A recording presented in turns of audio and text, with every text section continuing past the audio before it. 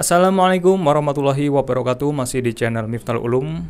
Nah, di video kali ini teman-teman, di channel Miftahul Ulum kali ini akan berbagi ataupun akan membagikan video tentang bagaimana seseorang muslim, seseorang yang beriman kepada Allah Subhanahu wa taala menjaga lisannya dengan baik, dengan benar, dengan santun, agar senantiasa kita bertutur kata dengan baik dan insya Allah akan mendapatkan pahala yang kita harapkan sebagai seorang muslim.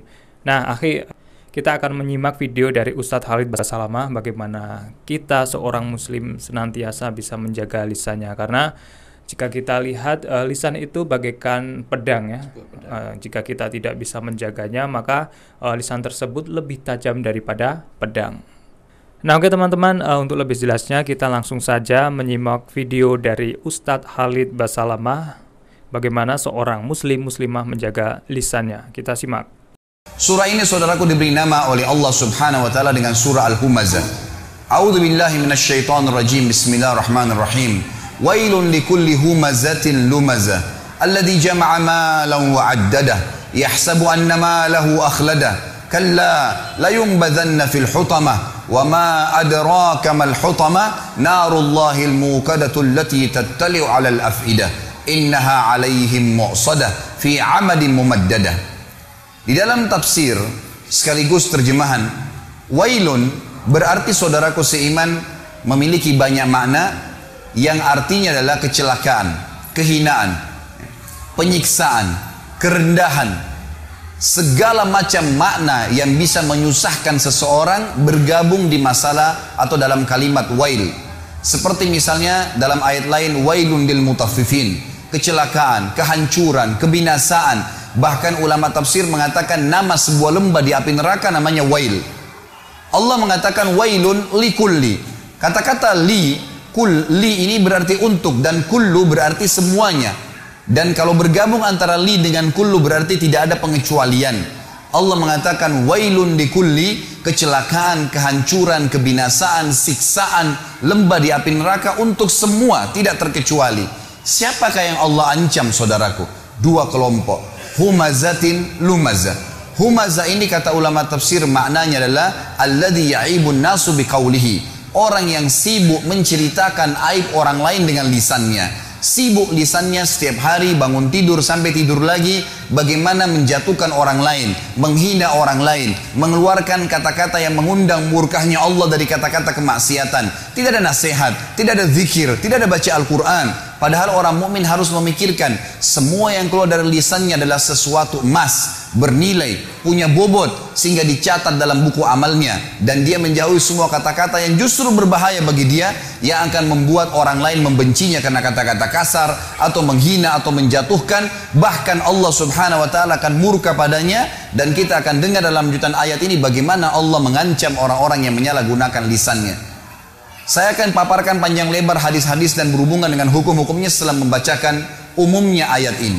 Allah Subhanahu wa ta'ala mengatakan lanjutannya lumazah. Beda antara humazah dan lumazah saudaraku hanya di awal hurufnya. Kalau humazah menggunakan ha, kalau lumazah menggunakan lam. Kalau tadi humazah alladzi ya'ibun nasu biqaulihi, orang yang sibuk menceritakan aib orang lain, menjatuhkan, menghina dengan lisannya. Maka lumazah adalah alladzi ya'ibun nasu bifi'lihi, orang yang sibuk mencontohkan aib orang lain dengan perilakunya.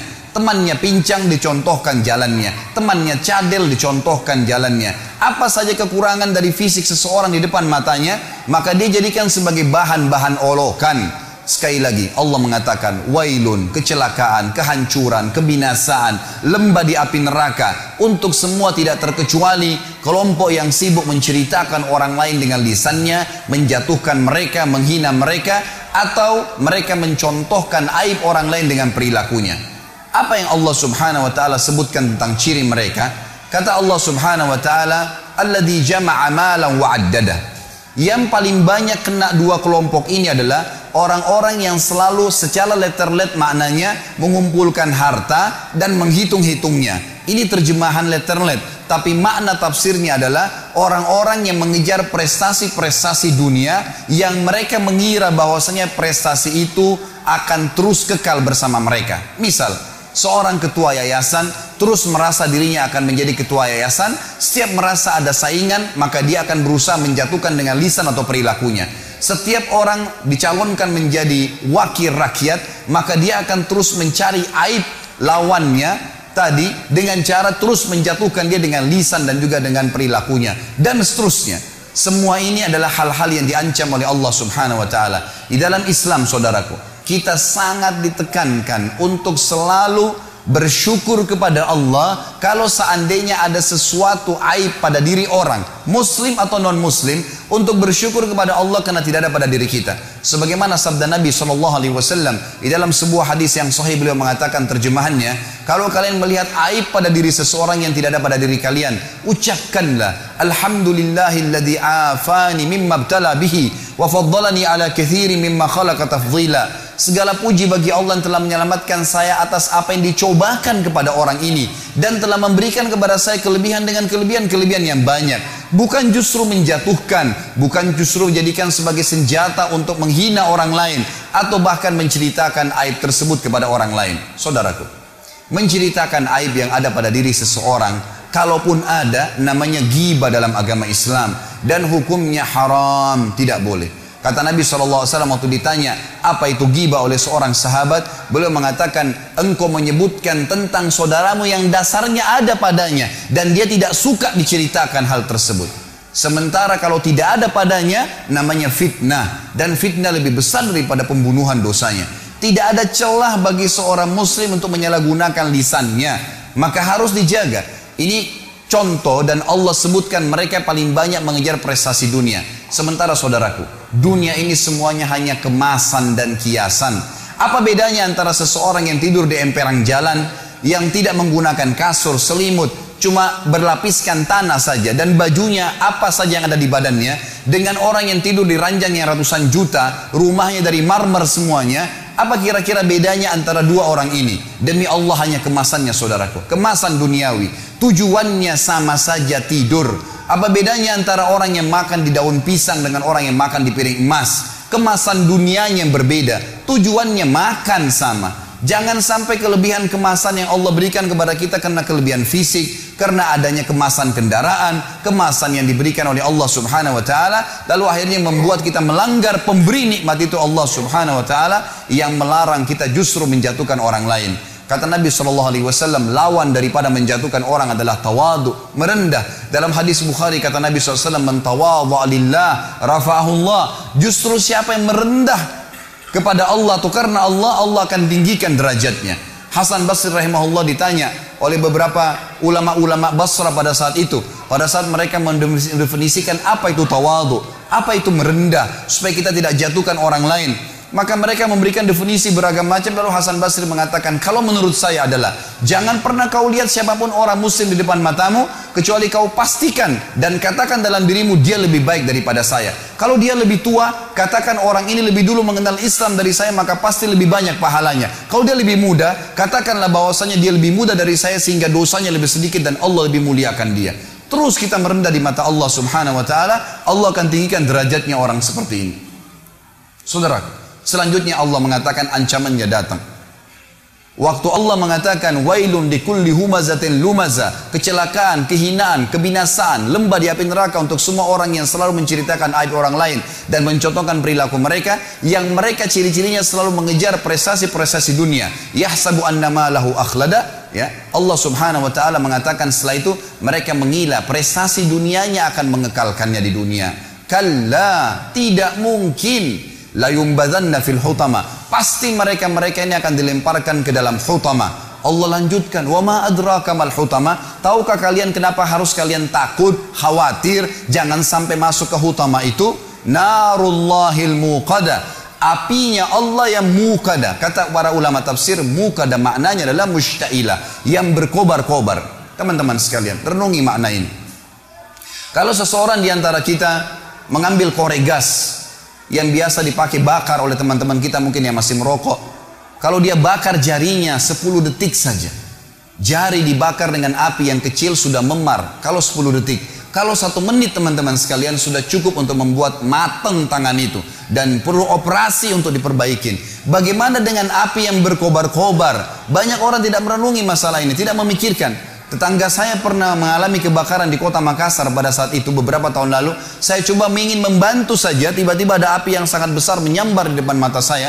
Dan saya membayangkan bagaimana kalau api itu subhanallah menyambar tubuh saya bisa hangus seketika pada saat itu. Tapi alhamdulillah Allah masih selamatkan.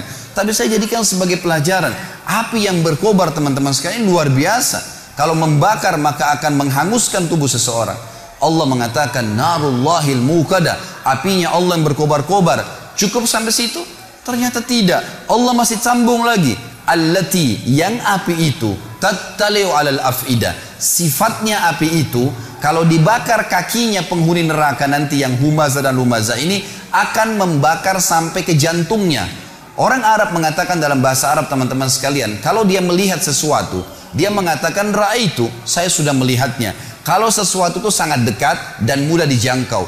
Tetapi kalau orang Arab ingin melihat sebuah benda, misal di pinggir lautan, ada benda yang sangat jauh di seberang pulau sana. Atau dia di atas gunung, dia ingin melihat sesuatu yang jauh. Dan itu jarang dilihat orang-orang lain. Kemudian berhasil matanya melihat, maka dia akan menggunakan kalimat ittala'tu. Saya berhasil melihatnya, target yang sudah susah dilihat oleh orang lain. Makanya dalam baca buku pun dikatakan ittala'tu. Saya berhasil melihat sesuatu informasi yang saya butuhkan. Allah menggunakan kosakata ini. Sifat neraka tadi, api yang berkobar-kobar hutama itu, kata Allah allati yang tattali'u ittala'a, sampai pada target alal afidah, ke jantung manusia. Kata para ulama tafsir, kalau dibakar kakinya langsung ke jantungnya terbakar. Padahal kalau rasional kita datangkan manusia dan dibakar teman-teman sekalian, yang terakhir terbakar jantungnya karena diselimuti oleh kulit, otot, tulang dan seterusnya. Cukup sampai situ?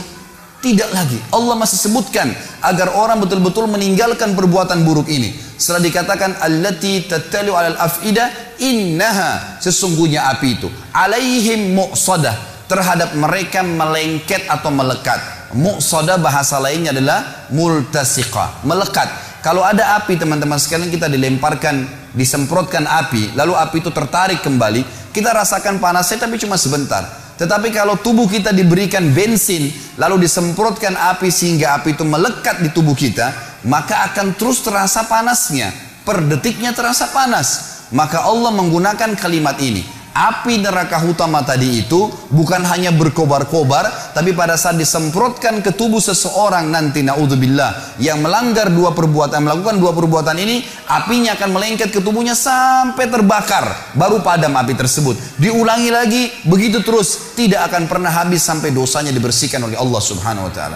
Dan ingat, ancaman ini berlaku bagi seorang muslim yang dengan syahadatnya pun dia sudah bisa masuk surga sebenarnya, tapi akan dimasukkan ke neraka. Dan ini baru satu jenis siksaan karena bahaya lisan dan contoh perilaku. Belum bicara masalah dosa zina, belum bicara masalah dosa riba, belum bicara masalah dosa durhaka dengan orang tua, ditambahkan azab-azab kepada mereka. Sangat konyol kalau orang mengatakan tidak ada masalah, saya disiksa dulu di neraka, toh akhirnya saya akan masuk ke dalam surga. Ini perkataan syaitan yang akan menyesatkan setiap mukmin yang akhirnya menganggap remeh dosa. Subhanallah, Allah mengatakan sungguhnya api itu sampai ke dalam jantung manusia dan api itu melengket pada mereka. Inna alaihim mu'sadah. Tidak cukup sampai situ teman-teman sekalian. Allah menutup surah ini dengan kalimat, kata ulama, yang luar biasa. Kalimat ini menandakan siksaan yang luar biasa, tidak bisa dibayangkan. Fi amadin mumaddada, kata Allah, dan mereka akan diikat di tiang-tiang yang bergelantungan. Kata ulama tafsir, penutupan surah ini luar biasa kalau orang memahaminya. Rasionalnya begini, kalau masjid ini kita tutup semua, tidak ada lubangnya sedikit pun, lalu kemudian kita bakar dengan api teman-teman sekalian, ada orang yang mau dibakar di sini, nggak diikat di tiang, dibiarkan dia berlari-lari sana sini, tapi penuh dengan api ruangan ini. Pasti dia akan mati terbakar, tapi ada jeda pada saat dia lari ke sana, dia lari ke sini, ada jeda, dia tidak rasakan panasnya api. Kalau ada orang kita ikat di tiang masjid ini, lalu kita bakar, ditutup semuanya, dia nggak bisa lari karena terikat, juga masih ada jeda di mana dia bisa menginjak-injakkan kakinya ke lantai sehingga api dari bawah kakinya padam. Memang dia terbakar, tapi masih ada jeda di mana dia tidak rasakan panas. Tetapi teman-teman sekalian, renungi makna ayat ini, namanya tadabbur, mengambil hikmah dan hukum yang Allah inginkan. Kalau kita tancapkan tiang di atas atap masjid ini, ditancapkan tiang seperti misalnya tiang lampu yang besar, lalu kita ikat seseorang di situ. Kemudian dibakar ruangan ini, dia bergerak kiri kanan pun tetap akan merasakan panasnya api siksaan tersebut per detiknya. Dan ini kata ulama adalah makna yang luar biasa, mengandalkan sudah cukup seorang muslim meninggalkan dosa ini, saudara. Surah ini teman-teman sekalian mengajarkan kepada kita tentang bahayanya menyalahgunakan lisan. Teman-teman, kita sudah menyimak video Ustadz Khalid Basalamah bagaimana seorang yang beriman kepada Allah Subhanahu wa taala senantiasa menjaga lisannya agar tidak terjerumus dari hal-hal yang tidak diinginkan ataupun dari perbuatan dosa, karena memang sepantasnya seorang muslimah kita menjaga lisannya. Menurut Akhi Hendra, bagaimana menurut antum video yang sudah kita simak tadi, mungkin ada kesan, pesan, atau kesimpulan yang ingin disampaikan untuk teman-teman di channel Miftal Ulum? Baik, terima kasih Aki. Intinya aja Aki, intinya kita mulai hari ini agar lebih berhati-hati menjaga lisan kita ya Aki. Karena memang tak sepantasnya seorang mukmin itu mengucapkan perkataan hal-hal yang kotor. Dan satu lagi Aki, apalagi seorang muslim, kita memanggil teman dengan istilah sebutan ya, sebutan julukan. Itu kalau menurut saya Aki, semoga teman-teman bisa mengerti dan jelas dengan uraian yang tadi yang sudah dibahas sama Ustadz Khalid Basalamah. Itu Aki. Terima kasih untuk Akhi Hendra yang sudah menyimpulkan atau mengambil hikmah dari video yang sudah kita saksikan tadi ya.